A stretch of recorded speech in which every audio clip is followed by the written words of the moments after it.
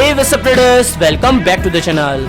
तो दोस्तों आज के इस वीडियो में हम बात करने वाले हैं अगेन बिटकॉइन के बारे में, मार्केट से आने वाली कुछ इंपोर्टेंट अपडेट के बारे में, और शिबा इनू भी लूना की तरह जीरो हो सकता है ऐसा बोल रहे हैं अ पैनल ऑफ स्पेशलिस्ट। इसके अलावा लूना से जुड़ी हुई कुछ इंपोर्टेंट अपडेट मुझे मिली है, वो आपके साथ शेयर करूंगा। तो सीधा वीडियो को शुरू करते हैं। सबसे पहले तो हम बात करते हैं बिटकॉइन के बारे में। इससे पहले मैं आपको एक और इंपॉर्टेंट बात बोलूं कि देखो, जो चीज आपको प्रीमियम बोल के कि भैया ये बहुत इंपॉर्टेंट है ऐसा बोल के जो आपको प्रीमियम चैनल्स में सर्व की जाती है, प्रीमियम टेलीग्राम चैनल में सर्व की जाती है, वो मैं मेरे टेलीग्राम चैनल पर आपको फ्री ऑफ कॉस्ट शेयर करता रहता हूं। और मेरी कोशिश होती है ना सिर्फ आपको टी के बेस पर, बल्कि ऑन चेन डेटा हमें क्या इंडिकेट कर रहा है उसके बेस पर भी मैं आपको कोई सिग्नल दूं।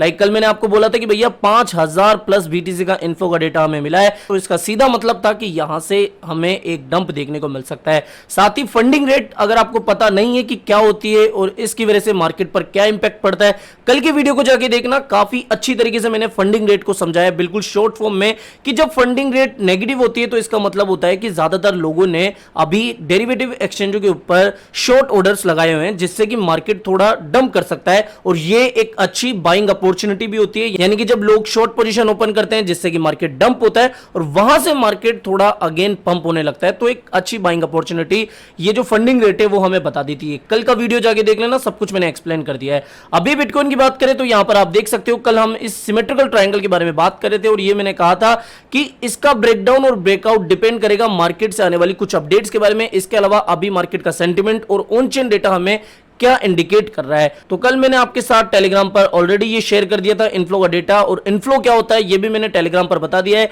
इसके अलावा आप यहां पर आप देख सकते हो कि बिटकॉइन जो है काफी अच्छी तरीके से हमारे इस सपोर्ट जोन को संभाले हुए है, लेकिन ब्रेकडाउन हो चुका है। अगर यहां पर हमें कंफर्मेशन मिल जाती है ये जो 2 एमए है, 50 एमए और 20 एमए, यहां से अगर इसको वापस से रिजेक्शन मिलता है तो एक कंफर्मेशन भी हमें मिलेगा कि भैया रिटेस्टिंग के बाद में अब वापस से ब्रेकडाउन हमें ये दिखा सकता है। और अगर इसका मैं आपको टारगेट दूं तो टारगेट यहां से लेकर यहां तक की एक हाइट मेजर की जाती है और इसको लगाया जाता है ब्रेकडाउन पॉइंट पर। तो अप्रोक्स हमें जो टारगेट है वो 25,000 तक देखने को मिल सकता है। तो इस बात का ध्यान रखना, अगर ब्रेकडाउन का कंफर्मेशन हो गया तो लगभग हम 25,000 तक बीटीसी को देख सकते हैं। नेक्स्ट अब बात करें मार्केट से आने वाली कुछ इंपोर्टेंट अपडेट के बारे में। लाइक रशिया में जो क्रिप्टो पेमेंट है वो जल्द से जल्द लीगल होते हुए मैं देख सकते हैं। Russia will inevitably legalize crypto payment says trade ministers. Russia legalization bitcoin and crypto is a matter of time says minister of industry and trade. तो जो रशिया के अंदर लीगलाइजेशन है वो समय के साथ ही होगी, कोई जल्दबाजी में या हड़बड़ाहट में आके वो क्रिप्टो रेगुलेशन नहीं लाने वाले हैं। नेक्स्ट अपडेट की बात करें तो ये तो मैंने आपके साथ कल टेलीग्राम पर ऑलरेडी शेयर कर दिया कि भैया मेटा जो है वो अभी क्रिप्टो पेमेंट प्लेटफॉर्म ला सकता है, ऐसा इन्होंने एक हिंट दिया है। इन्होंने अपना जो ट्रेडमार्क है वो फिल करा है। ये वाली अपडेट आपको टेलीग्राम पर मैंने आपके साथ शेयर कर दी थी। नेक्स्ट अपडेट के बारे में बात करें तो वो है शिबा इनू से जुड़ी हुई कि finders panel predicted death of Shiba Inu crypto, Shiba expected to have no value by 2030। तो पैनल ऑफ स्पेशलिस्टों ने ये वार्निंग दी है कि भैया इसकी जो प्राइस है वो 0 के आसपास हो सकती है। The majority believe that the price of the meme coin will eventually fall to 0। तो ये एक इंपॉर्टेंट बात है कि पैनल ऑफ स्पेशलिस्टों ने ये वार्निंग दी है कि भैया शिबा इनू की जो प्राइस है वो 0 होती हुई में देखने को मिल सकती है। 70% of the panel says Shib will have no value by the end of 2030, यानी कि 2030 के दौरान इसकी कुछ भी वैल्यू नहीं होगी। लेकिन इससे पहले ही अगर इसकी प्राइस एक अच्छी खासी प्राइस पकड़ लेती है, यानी कि एक अच्छी खासी प्राइस पर जब शिबा इनू की प्राइस हमें देखने को मिलेगी, मैक्सिमम लोग उस समय अपना प्रॉफिट बुक कर लेंगे। लाइक अगर इसकी प्राइस 0.01 या फिर 10 पैसे के आसपास आ जाती है तब मैक्सिमम लोग अपना शायद प्रॉफिट बुक कर लेंगे। तो ये एक वार्निंग है पैनल ऑफ स्पेशलिस्टों के द्वारा कि भैया इसकी प्राइस 0 भी होती हुई हमें दिख सकती है 2030 तक। अभी की बात करें तो यहां पर आप देख सकते हो अ mysterious wallet burn over 10 billion Shiba Inu in a single transaction, यानी कि एक मिस्टीरियस वॉलेट है जिन्होंने 10 बिलियन शिबा इनू कॉइन की बर्निंग करी है एक सिंगल ट्रांजैक्शन के अंदर। यहां पर इसकी आप डिटेल देख सकते हो। और कल जैसा मैंने आपको बताया था कि भैया शिबा इनू की जो बर्निंग रेट है वो काफी बड़ी लेवल पे बढ़ी है। मैं आपको यहां पर बता देता हूं कि 657% की एक काफी बड़ी उछाल हमें देखने को मिली है बर्निंग रेट में। तो एक मिस्टीरियस वॉलेट ने 10 बिलियन शिबा इनू कॉइन की बर्निंग करी है, जिससे कि जो बर्न रेट है अब वो लगभग 786.17% की ग्रोथ हमें दिखा रही है। अब इसके बाद बात करते हैं लूना कॉइन के बारे में। तो फाइनली जो डो क्वान है उन्होंने अपना जो प्लान 2 था उसको थोड़ा मॉडिफाई करके, थोड़ा अपडेट करके उसको फाइनली कम्युनिटी के साथ शेयर करा, जो कि मैंने आपके साथ अपने सेकंड चैनल पर कल ही शेयर कर दिया था। बेसिकली इनका जो ये प्लान 2 है जो कि अपडेटेड है और फाइनल है, इसमें कुछ चेंजेस किए गए हैं। वैसे जो पूरी प्लान थी वो सब कुछ सेम है, यानी कि एक नई चेन लाएंगे, पुरानी चेन टेरा क्लासिक कहलाएगी, पुराने कॉइन टेरा क्लासिक हो जाएंगे, सॉरी लूना क्लासिक हो जाएंगे। बेसिकली इन्होंने चेंजेस करा है डिस्ट्रीब्यूशन में, जैसे कि इमरजेंसी एलोकेशन में इन्होंने टोटल सप्लाई का 0.5% हिस्सा डाला है, साथ ही डेवलपमेंट अलाइनमेंट प्रोग्राम के तहत इन्होंने 1.5% ऑफ टोटल सप्लाई का हिस्सा दिया है। इसी तरीके से डेवलपर माइनिंग प्रोग्राम में इन्होंने 8% ऑफ टोटल सप्लाई का रखा है। साथ ही यहां पर अगर हम टोकन डिस्ट्रीब्यूशन की बात करें तो कम्युनिटी पूल को 25% दिया गया है, कंट्रोल बाय स्टेक गवर्नेंस। इसके अलावा प्री अटैक लूना होल्डर्स को 35% हिस्सा दिया गया है, और इसमें भी जिनके वॉलेट में 1 मिलियन से कम लूना थे उनको 2 साल के अंतराल के दौरान धीरे धीरे करते हुए ये जो नए टोकन से वो बांटे जाएंगे, और जिनके पास प्री अटैक से पहले 1 मिलियन से ज्यादा लूना थे उनको 4 साल का टाइम लगेगा, यानी कि 4 साल का वेस्टिंग टाइम होगा, यानी कि धीरे धीरे 4 साल के अंदर उनको टोकन मिलेंगे। इसी तरीके से प्री अटैक यूएसटी होल्डर्स को 10% हिस्सा दिया गया है। इसी तरीके से पोस्ट अटैक लूना होल्डर्स को 10% और पोस्ट अटैक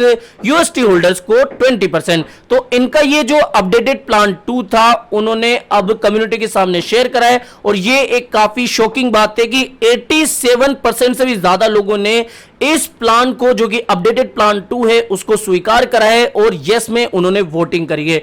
नो का आप वोट देख सकते हो 0.37% है, यानी कि काफी कम लोगों ने इसको एक्सेप्ट नहीं किया है। बाकी मेजॉरिटी ऑफ कम्युनिटी मेंबर्स ने 87% लोगों ने इसको एक्सेप्ट कर लिया है। कल तो ये वोटिंग 90% के आसपास थी, मतलब कि 90% लोगों ने इसको एक्सेप्ट कर लिया था, जो कि अपने आप में थोड़ा सा हमें शौक दे रही है कि परसों तक तो ये देखने को मिला था कि 90% से भी ज्यादा कम्युनिटी मेंबर्स ने जो इनका ये प्लान 2 था उसको अनएक्सेप्ट कर दिया था, मतलब कि इसको उन्होंने दरकिनार कर दिया था कि भैया बर्निंग ही एक उपाय है और ये जो आपका प्लान 2 है वो कोई काम का नहीं है। लेकिन मैंने आपको कल के वीडियो में, जो कि मेरे सेकंड चैनल पे मैंने अपलोड करा था, उसमें आपको कैलकुलेशन के अकॉर्डिंग पूरा मैथमेटिकल लॉजिकल आपको रीजन दिया है कि ये बर्निंग क्यों नहीं कर सकते। बिकॉज अगर मान लो इनके रिजर्व फंड में 1 बिलियन का भी फंड होता तब भी ये लूना की सप्लाई को, जैसा सीजे ने भी सजेशन दी थी कि भैया आप अपने टोकन को बायबैक करो और फिर बंद करो, अगर इनके रिजर्व में 1 बिलियन का भी फंड होता तब भी ये लूना की सप्लाई को बाय नहीं कर पाते, तब भी 1 बिलियन का भी अगर ये लूना परचेस कर लेते तब भी ट्रिलियंस ऑफ लूना सप्लाई में होते।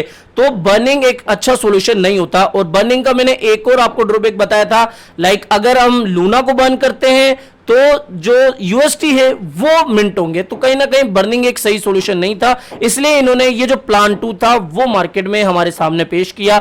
यहां पर एक अपडेट आपको शेयर करना चाहूंगा कि टेरा बेकर पेंटेरा कैपिटल यानी कि एक वीसी फर्म है जिन्होंने 80% अपना जो लूना था वो पहले ही सेल कर दिया था, यानी कि पहले ही उन्होंने कैश आउट कर लिया था, जो कहीं ना कहीं एक इंटरेस्टिंग बात है कि इस वीसी फर्म को ये पहले ही पता लग चुका था कि भैया कहीं ना कहीं लूना में एक बड़ा क्रैश आ सकता है, इसलिए उन्होंने अपना जो 80% इन्वेस्टमेंट था वो पहले ही कैश आउट कर लिया था। नेक्स्ट अपडेट को आप देख सकते हो कि कोरियास नेशनल टैक्स सर्विस का अभी 35 मिलियन का बकाया है टेराफॉर्म पर, यानी कि अभी इनको 35 मिलियन के आसपास कुछ रिपोर्ट में दावा किया गया है कि ये जो बकाया है वो 78.5 मिलियन के आसपास का है। तो अभी साउथ कोरिया की जो अथॉरिटीज है उनको 78 मिलियन के आसपास का इनको टैक्स पे करना है। इसके अलावा एक अपडेट ये भी है कि टेरा के जो फाउंडर हैं डो क्वान, उनके ऊपर अभी civil and criminal lawsuit के केस लगे हुए हैं, यानी कि इनके ऊपर लॉ सूट का केस लगा है कोरिया में, क्योंकि काफी लोगों का 99% से भी ज्यादा का नुकसान हुआ है। इसके कारण अभी डो क्वान के ऊपर civil and criminal lawsuit file किया गया है। बाकी टेरा लूना से जुड़ी हुई यही मार्केट से कुछ इंपोर्टेंट अपडेट मिली जो कि मैंने आपके साथ शेयर करी।